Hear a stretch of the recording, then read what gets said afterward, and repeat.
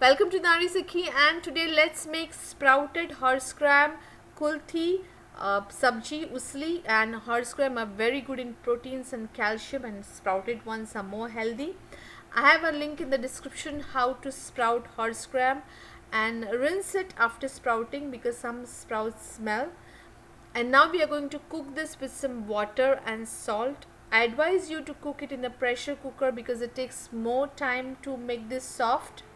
And if you are new to this horsegram, then it's better to make sprout and cook them before your body gets used to digesting sprouts, this horsegram sprouts. So use pressure cooker, make it nice and soft. The horsegram is cooked. The liquid which is remaining, you can use it later in the recipe, or if it's too much you can use it in soup and curries. Now this tempering, oil of your choice, mustard seeds, and all this is good for digestion. Mustard seeds release the gas. Cumin seeds also helps to digest the food. So we're going to add cumin seeds, asafoetida, and curry leaves. And all this does not only help digestion, but it gives a nice flavor and aroma to this recipe. And now we are going to add this cooked horsegram sprouts. Very healthy horsegram for diabetic people also, it's very healthy.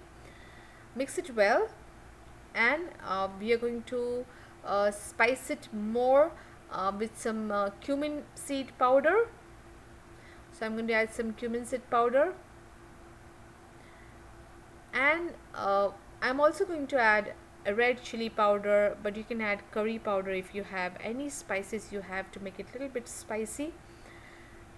And now here you can use any liquid which is remaining from your horsegram, little bit, like 1/4 cup, because this is a dry recipe, not a liquidy.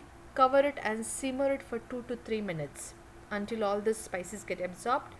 Garam masala and jaggery is traditionally added in this recipe. And we're going to add fresh coconut. This is my favorite part. Coconut with horsegram and curry leaf flavor really tastes awesome. So mix it well, and we are going to cover and simmer for 2 to 3 minutes. My mother used to always say never overcook coconut. It loses all its medicinal values. So I'm going to simmer it for 2 to 3 minutes until the water evaporates. We didn't add too much water. And this is served with rice curry or with roti, paratha. It really tastes good. You can also add it to the salad, like add some vegetables, fresh raw vegetables. Do try this and let me know if you have any questions or comments. Please subscribe Nari Sukhi for more videos. Thank you for watching. Stay blessed.